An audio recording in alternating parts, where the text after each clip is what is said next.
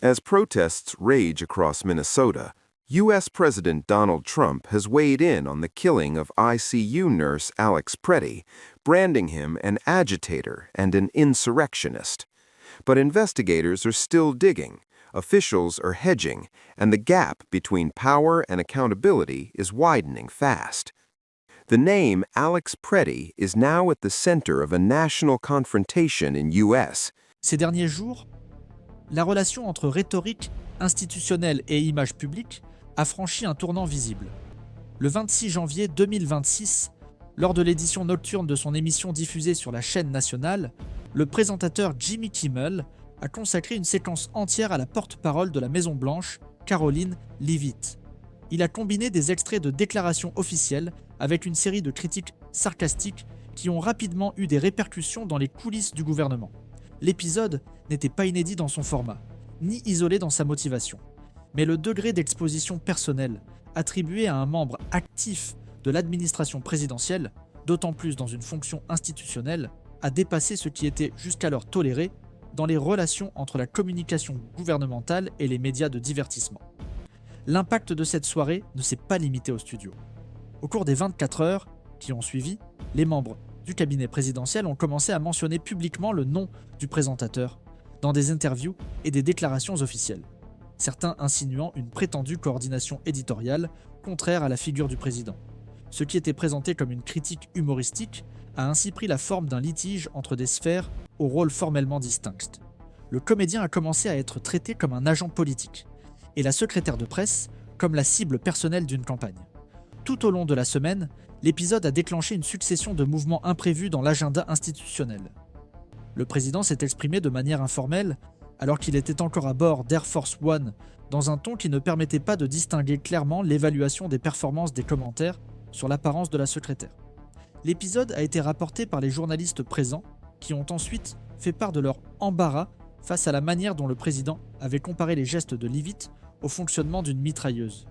Cette description, bien que brève et apparemment humoristique, a marqué une nouvelle escalade dans le chevauchement entre relations personnelles et communication d'État. Confronté à la question lors d'une conférence de presse ultérieure, Trump n'a pas reculé. Il a de nouveau mentionné l'employé, réaffirmé sa loyauté et ajouté qu'elle serait blindée contre les critiques internes. Cette protection informelle a toutefois été suivie d'une série d'attitudes contradictoires de la part de la Maison-Blanche elle-même.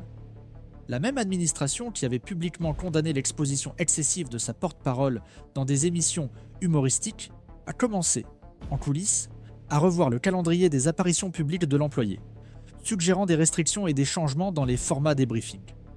Cela a déclenché des tensions internes avec certains secteurs du service de communication qui ont commencé à rapporter de manière informelle que la situation exposait un dilemme chronique. Comment maintenir une figure publique visible, jeune, identifiable par la base, et en même temps protégée d'une presse qui inclut désormais également l'humour comme vecteur de critique. Le point de basculement n'a pas été la blague en soi, mais la réaction institutionnelle au rire. Alors que les analystes cherchaient à interpréter cette escalade comme le reflet d'un moment isolé, de nouvelles sources de friction ont commencé à émerger. Des parlementaires de la base républicaine elle-même ont commencé à s'exprimer sur l'affaire. Pas nécessairement pour défendre Leavitt, mais pour marquer les limites entre l'autorité présidentielle et l'utilisation de la machine communicationnelle de la Maison-Blanche pour des affrontements de nature personnelle. L'un des sénateurs les plus influents du groupe, dans une interview accordée à la presse locale de son État, a déclaré que la crédibilité d'une administration ne se mesure pas à la jeunesse de ses porte-paroles, mais à la cohérence de sa position institutionnelle face à la critique. Cette déclaration, bien que prudente, a été interprétée par les médias comme un signe de malaise latent. À partir de là, l'épisode a dépassé les limites du divertissement. Il s'est imposé comme un test de résistance de l'architecture qui soutient l'image publique de la présidence. Ce qui avait commencé comme un segment humoristique a été interprété comme une manifestation du degré de tension auquel l'administration actuelle est confrontée. Pour articuler son discours, son image et son commandement face à une base qui exige une identité combative, mais aussi une cohérence fonctionnelle. C'est à ce stade que le cas de Karoline Leavitt cesse d'être une simple controverse médiatique. Il devient un indicateur de friction interne sur le modèle de gouvernement que l'on souhaite soutenir. Le modèle précédent, dans lequel les porte-paroles absorbaient dans les attaques externes dans le cadre de leurs fonctions, cède désormais la place à une logique dans laquelle la figure même du président agit comme un bouclier réactif. Dans ce nouvel arrangement, toute critique de la communication officielle est désormais interprétée comme une critique personnelle de l'autorité suprême, ce qui fausse l'équilibre attendu entre les fonctions publiques et les dirigeants politiques. C'est dans ce contexte de chevauchement des rôles et de fragilité institutionnelle que les tensions internes redeviennent plus visibles. Il semble que le gouvernement actuel teste les limites entre la défense des prérogatives institutionnelles et l'utilisation personnalisée de la rhétorique. La structure de la communication officielle semble de plus en plus liée à la sensibilité individuelle du chef de l'exécutif, ce qui a un coût élevé en termes de prévisibilité du fonctionnement interne. Des épisodes tels que celui qui s'est produit avec Leavitt ont tendance à se répéter, tant que ce modèle de protection continue d'être utilisé comme principal mécanisme de limitation des dégâts. Et c'est précisément sur ce point que l'affaire mérite une analyse plus large du système. Si vous suivez ce type de couverture, c'est parce que vous comprenez que la stabilité institutionnelle ne se mesure pas seulement à l'aune des lois ou des décrets, mais aussi à celle des gestes et des réactions qui façonnent la perception de la légitimité au quotidien. Nous continuerons à observer de près les signaux émis par le système, même dans les épisodes qui semblent trop insignifiants à première vue. À partir de là, l'épisode impliquant la secrétaire de presse Caroline Leavitt et le président Donald Trump a commencé à agir comme catalyseur d'un réaménagement plus large des relations entre l'exécutif et sa base institutionnelle. Ce que l'on a observé n'était pas une simple intensification de la rhétorique politique, mais plutôt un réalignement des attentes internes concernant le rôle des porte-paroles et l'élasticité acceptable du langage présidentiel dans les contextes publics. Dans des déclarations postérieures à l'incident, des conseillers proches du noyau de communication du gouvernement ont indiqué, sous couvert d'anonymat, que la réaction du président à l'épisode humoristique n'avait pas été coordonnée avec les secteurs responsables de la stratégie d'image. Ce décalage a généré des tensions au sein même de la Maison-Blanche, en particulier parmi les groupes chargés de préparer les briefings et de calibrer les réponses officielles aux critiques des médias. Ce qui était auparavant considéré comme une question de routine. La présence de personnalités publiques dans des environnements de satire politique est devenue un problème de gestion. La réaction présidentielle a été interprétée comme une tentative de recentrer l'autorité communicationnelle autour d'elle-même, annulant en partie les protocoles de délégation adoptés au début du mandat. Ce mouvement s'est accentué dans les jours qui ont suivi, lorsque le président a, à plusieurs reprises, fait directement référence à la conduite de la presse à l'égard de Leavitt, signalant que l'intégrité de l'équipe serait désormais liée à son approbation personnelle, et non plus à la performance institutionnelle mesurable.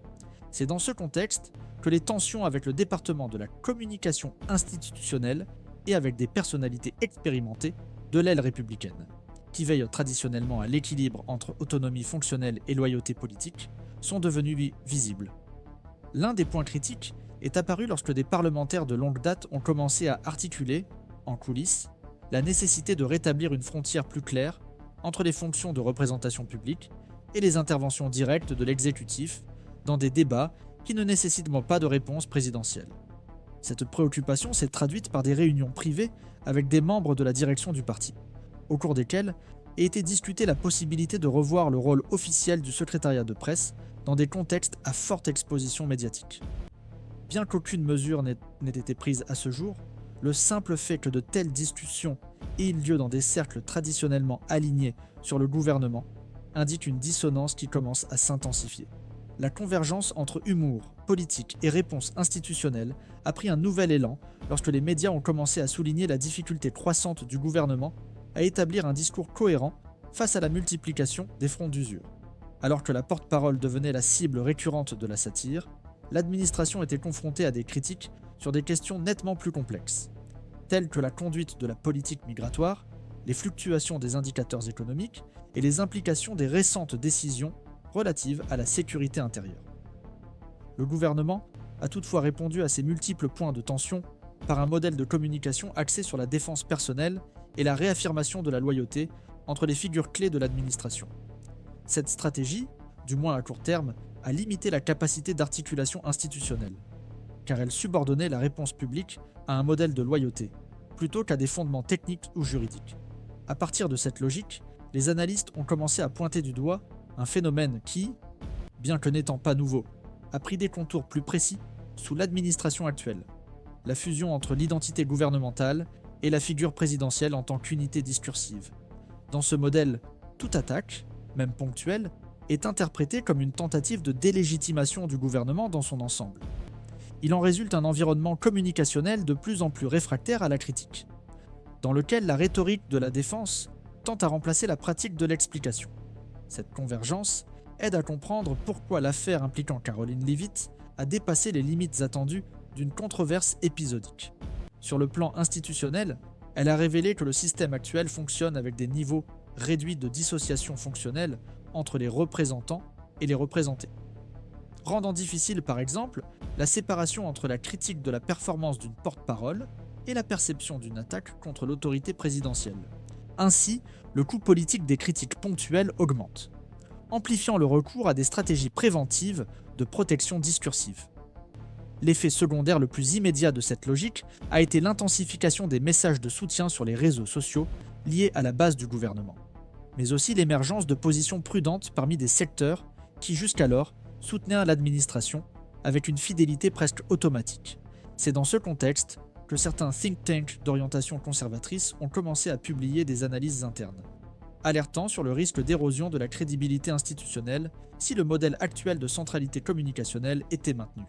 Il ne s'agissait pas d'une rupture déclarée, mais d'un mouvement de repositionnement stratégique. En suivant cette dynamique, on peut voir comment des épisodes apparemment périphériques acquièrent un poids systémique, lorsqu'ils affectent les mécanismes de médiation entre le pouvoir et l'opinion publique. C'est pourquoi nous continuons à observer non seulement les événements, mais aussi les structures qu'ils mettent en tension. Et si vous appréciez ce type d'analyse, sachez que nous sommes toujours là pour suivre ces mouvements qui, souvent, commencent discrètement, mais anticipent des changements plus larges dans la manière dont le système politique américain s'organise autour de la communication publique. Les avis divergent quant à la réalité de ce qui se passe dans l'affaire Caroline Leavitt. Pour un groupe d'analystes spécialisés dans la dynamique institutionnelle, cet événement ne doit pas être considéré comme un cas isolé, mais comme le reflet d'une réorganisation plus large de la communication gouvernementale contemporaine. Dans ce contexte, la fonction du porte-parole cesse d'être un simple mécanisme technique de transmission et s'intègre dans le champ symbolique de l'identité politique du gouvernement. Ce changement expose la personnalité publique non seulement à l'examen traditionnel, mais aussi à la personnalisation directe du conflit. Dans cette optique, l'usure provoquée par les interventions humoristiques ne provient pas d'un défaut de contrôle narratif, mais de la difficulté de l'exécutif à établir des frontières claires entre ce qui appartient au spectacle politique et ce qui devrait rester dans le domaine fonctionnel de l'État. Selon ces observateurs, cette superposition augmente le coût institutionnel, car elle oblige les secteurs administratifs à réagir à des épisodes qui, dans des contextes moins polarisés, seraient absorbés, sans nécessité de repositionnement stratégique. En revanche, un courant plus proche des études sur la rhétorique politique et la communication électorale soutient que l'exposition de Leavitt, même lorsqu'elle est négative, joue un rôle dans la logique discursive du gouvernement. Pour ces analystes, en devenant une cible, la porte-parole renforce la perception d'un siège extérieur, renforçant ainsi les liens de solidarité entre la base électorale et les personnalités publiques de l'administration. Dans cette lecture, la réaction emphatique du président ne se limite pas à la défense d'une collaboratrice, mais réaffirme une logique communicationnelle fondée sur la confrontation continue. Toute critique est considérée comme une attaque articulée, et toute réponse fonctionne comme une réaffirmation de loyauté. Cette interprétation se heurte toutefois à la résistance des acteurs institutionnels qui identifient, dans ce modèle, un risque croissant d'usure opérationnelle, en particulier dans les moments qui exigent une stabilité administrative et une prévisibilité décisionnelle. Il existe également une position intermédiaire, défendue par des juristes et des constitutionnalistes attentifs à l'évolution de la communication politique aux États-Unis d'Amérique. Pour ce groupe, l'affaire Leavitt met en évidence les limites d'un modèle qui présuppose encore la séparation entre la fonction publique et la construction d'une image, mais qui dans la pratique fonctionne sous un régime de superposition de plus en plus intense. Cette ambiguïté, située entre les attentes attribuées au poste de porte-parole et la tolérance accordée aux personnalités liées à un gouvernement hautement personnalisé, crée une zone indéfinie de responsabilité discursive. Lorsque la secrétaire est ridiculisée, il devient difficile de déterminer si l'attaque vise la personne, le poste ou l'administration dans son ensemble.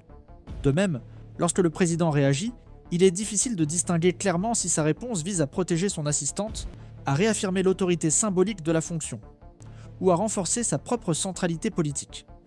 Dans ce contexte, le système politique éprouve des difficultés à classer des épisodes tels que celui observé dans l'interaction entre Jimmy Kimmel et la communication officielle de la Maison-Blanche. Il n'y a pas de consensus sur le fait qu'il s'agisse d'une usure prévisible dans un environnement d'exposition permanente, d'un usage excessif des prérogatives présidentielles, ou simplement d'un reflet des transformations récentes de l'écosystème médiatique.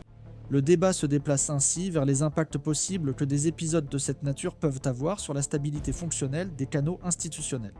Une partie des critiques à l'égard du modèle actuel souligne le risque d'une érosion progressive de la légitimité communicationnelle du pouvoir exécutif, si des critères minimaux de distinction entre les fonctions et les individus ne sont pas rétablis.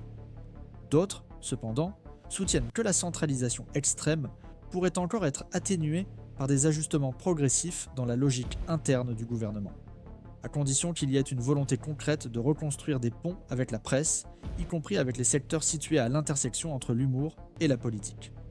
À ce jour, rien n'indique clairement que cette volonté soit en cours. Au contraire, les mouvements enregistrés indiquant le renforcement d'une posture défensive rigide qui interprète toute critique publique comme une manifestation d'hostilité, et y répond par une escalade discursive. Selon les experts en communication institutionnelle, cette stratégie a pour effet secondaire la saturation progressive des mécanismes d'empathie publique.